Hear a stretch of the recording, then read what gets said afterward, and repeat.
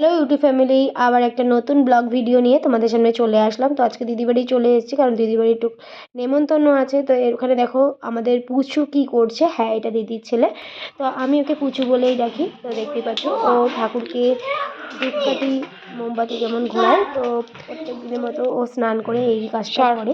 তো দেখতেই পাচ্ছ একবার এদিকে যাচ্ছে একবার ওদিকে যাচ্ছে, ঘরে ঘুরিয়ে নিয়ে আসলো। এরপরে কিন্তু আমাদের তুলসী মণ্ডপ যেটাকে বলে সেখানে কিন্তু ও লাগিয়ে দেবে। তারপর দেখছে আবার কুকুর এসছে নাকি, কারণ ওদের বাড়ির সামনে ছোটো ছোটো বাচ্চা বাচ্চা কুকুরগুলো আছে, সেগুলো এসছে নাকি দেখছিলো। আবার ধূপকাঠিটা দিয়ে তখন আবার লাফাচ্ছে, আবার একটা ধূপকাঠি নিয়ে সে মাটি খাচ্ছে। তারপরে দেখো দিদি খাবার রেডি করছিল।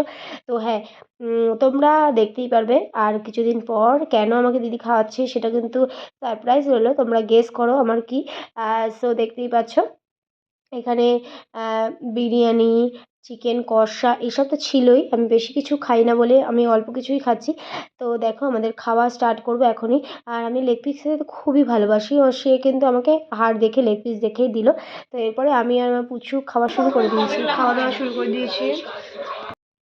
উঠে দেখি একটু পিঠে করেছে, তো পিঠেটা খাবো। দেখো তো কেমন হয়েছে, একটু দেখ। পিঠে করেছে, তো দেখি খেয়ে কেমন হয়েছে, রিভিউ তো দিতেই হবে। আর তোমরা এই পিঠে কারা কারা ভালো খাও? আমার তো এই পিঠে ভালো লাগে, কিন্তু বেশি পিঠে খেতে আমার ভালো লাগে না। তো কারা কারা ভালো খাও জানাবে কমেন্টসে।